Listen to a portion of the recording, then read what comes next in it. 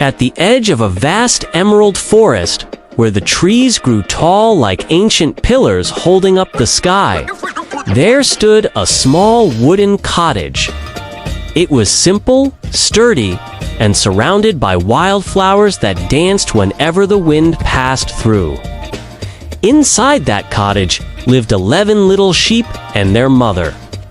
The sheep were small, fluffy, and endlessly curious about the world. They had different personalities. Luna was brave. Milo was clever. Daisy asked too many questions. Pip was tiny but observant. And the others Finn, Rose, Oliver, Hazel, Theo, Ivy, and Benny Shea carried their own spark of innocence. Their mother was wise. Not wise because she was old, but wise because she paid attention.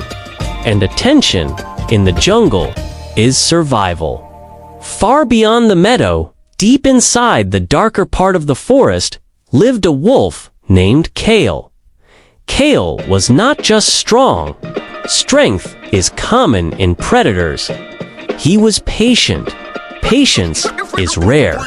Kale had been watching the meadow for weeks.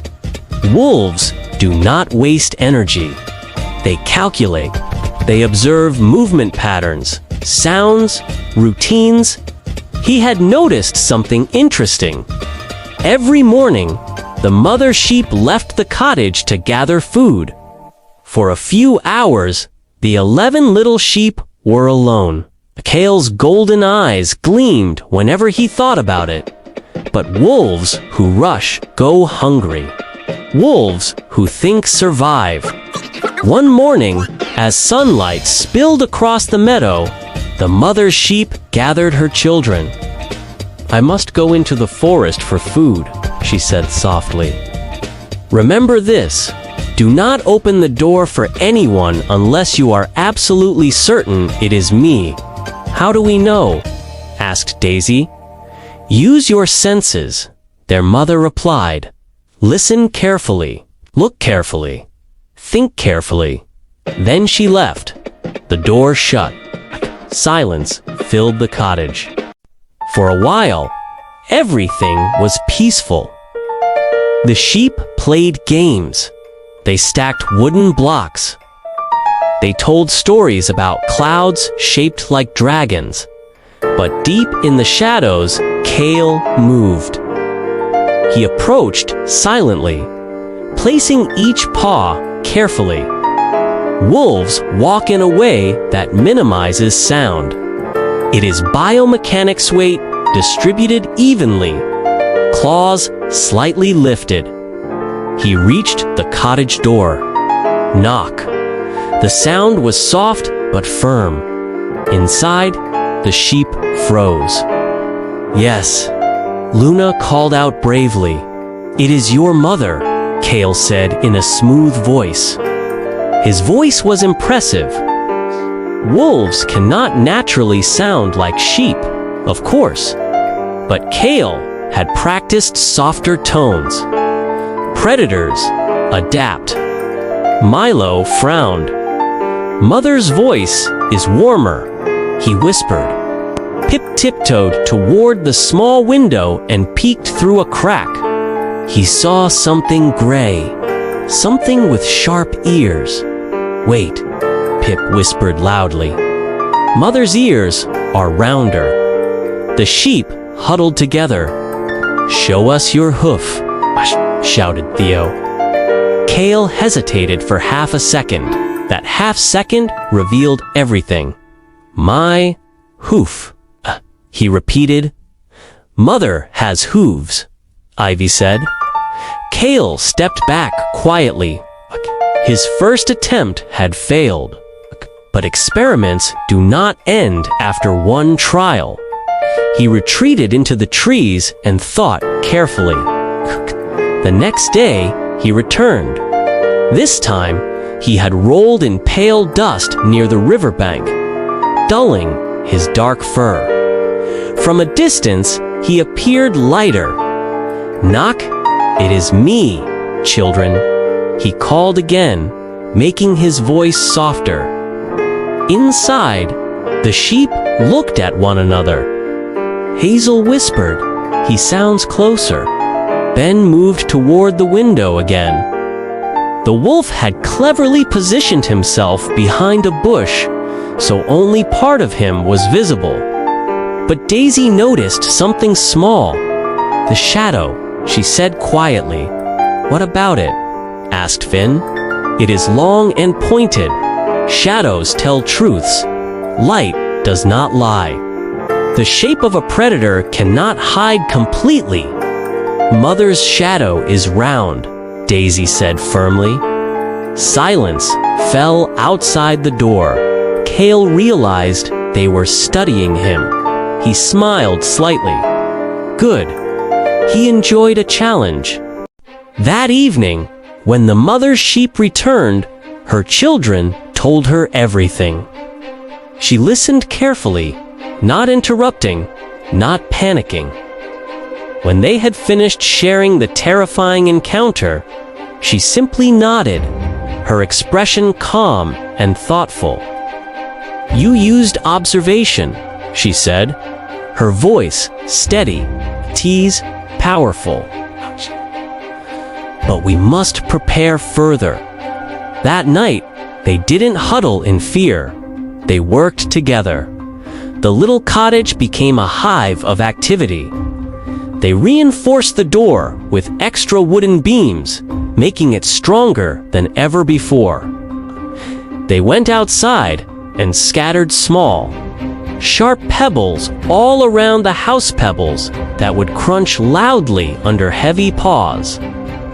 Then, they tied tiny, delicate bells near the windows, little alarms waiting to be sounded. They knew they were not strong, not in the way a wolf is, but they were strategic, okay? They were a family, and they were clever. The third morning arrived, shrouded in a thick fog that drifted low over the meadow. Hidden in the tree line, Kale watched the cottage. Today, he wouldn't rely on deception alone. He was getting impatient. He waited, his eyes fixed on the small home, until the mother sheep finally disappeared over the hill for her daily foraging. Then, he began his approach. He circled the cottage slowly, a shadow in the mist. He stepped lightly, trying to be silent but crunch. A single pebble shifted under his paw. The sound was small, but sharp in the quiet morning. Inside, Rose's ears twitched. She lifted her head. "Did you hear that?" She whispered, "Crunch." Another sound, closer this time. The little bells tied near the window trembled faintly, a barely audible tinkle.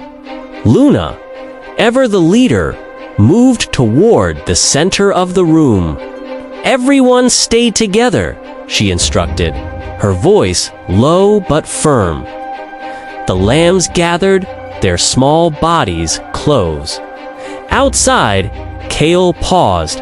He realized something had changed. The cottage, which had seemed so vulnerable just days ago, now felt alert. It was watching him, tested the back wall, pushing gently with his shoulder. It didn't budge.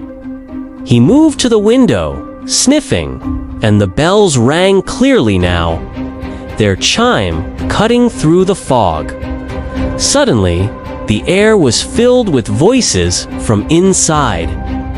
The sheep began speaking loudly, not in fear, but in deliberate coordination. "Neighbors," shouted Milo, his voice carrying far. "We need assistance. There's a wolf at our door." In a dense meadow, sound travels quickly. A flock of birds burst from the nearby trees, squawking in alarm. A family of rabbits, their ears up, dashed from their burrow toward the open meadow. Even an old stag, drinking peacefully at the riverbank, lifted his magnificent head, his gaze turning toward the cottage. Kale froze. He understood the law of the wild. Predators depend on isolation. They need their prey to be alone and scared. Prey survive through networks, through community. He stepped back into the shadows of the trees. He was intelligent enough to understand risk. Too much attention, too many eyes, meant danger for him. He had lost his advantage. He retreated again, melting back into the forest. But hunger is a persuasive and relentless force.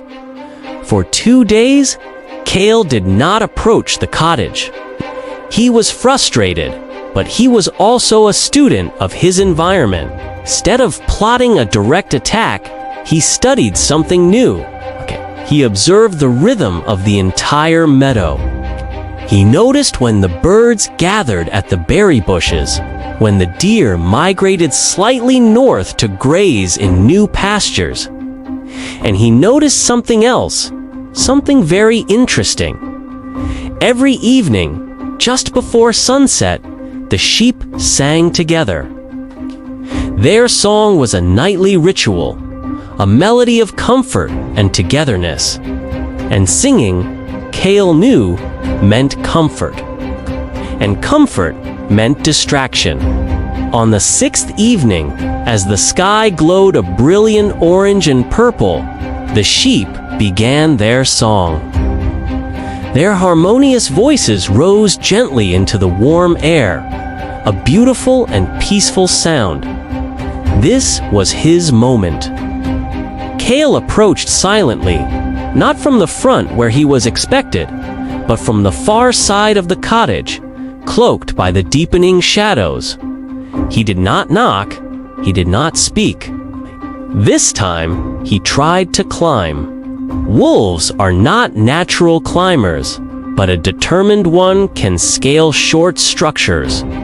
His claws scraped loudly against the wood, searching for a hold, but the reinforced beams they had installed held firm.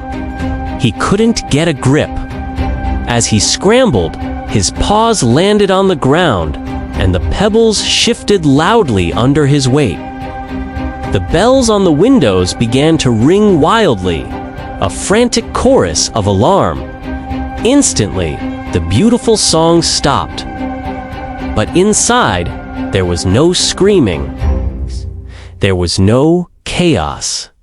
There was only the sound of quiet, purposeful movement. "Plan 3, said Luna calmly, her voice a beacon in the sudden silence. The lambs moved exactly as they had practiced. Ben and Theo, the strongest of the group, pushed a heavy wooden chest against the back wall, barricading it further. And Rose scurried to the center of the room and opened a small, hidden hatch in the floor. It wasn't an escape tunnel. It was a surprise. Under the cottage floor lay a shallow trench. With the help of their friends, the nearby wild boars, they had dug it and filled it with cold, thick mud. It was a hidden trap, waiting. Finally, with a surge of brute force, Kale broke through a loose plank in the wall near the roof. He squeezed through the opening. Ready to pounce, and he slipped. He fell straight down, landing with a thick, wet squelch in the mud pit. It was cold. It was thick. It was heavy. A wolf relies on speed and agility. Mud steals both. He struggled, trying to pull his paws free, but the thick mire held him fast. He was stuck. And at that exact moment, the entire meadow came alive. The old stag, who had been watching from a distance, charged forward, his antlers lowered. Birds shrieked loudly overhead, circling like a storm cloud. And from the edge of the woods, the boars emerged, snorting fiercely, their tusks gleaming in the twilight. Kale was no longer the hunter. He was surrounded, trapped, and utterly defeated by a family who chose strategy over strength and community over fear. The boars emerged, snorting fiercely. Kale realized something critical. This was no longer 11 small sheep. This was a system, a cooperative defense network. He leapt out of the mud with difficulty and sprinted toward the forest. No one chased him far. They did not need to. The message was clear. The meadow was organized. Kale stopped at the edge of the forest and looked back one last time. His golden eyes did not show hatred. They showed respect. Predators understand strength even when it comes from unlikely places. He turned and disappeared into the deeper woods, searching for easier prey. Inside the cottage, the 11 little sheep gathered with their mother. "You did not panic," she said proudly. "We prepared," Milo replied. "You trusted each other," she added. "We listened," said Daisy. "And we thought Pip finished." The mother's sheep looked at each of them. "In the wild," she said gently, "strength matters, but awareness matters more. And unity matters most." The meadow grew peaceful again. The sheep continued playing, learning, singing, but they were different now. Not fearful, stronger, because they understood something important. Safety is not the absence of danger. It is the presence of preparation. Far away, in the deep forest, Kale hunted deer instead, not because he was defeated, but because even predators calculate cost versus reward, and the 11 little sheep had become too costly. The forest returned to its quiet rhythm. Wind through leaves, river over stones, birds calling from treetops. Life continuing.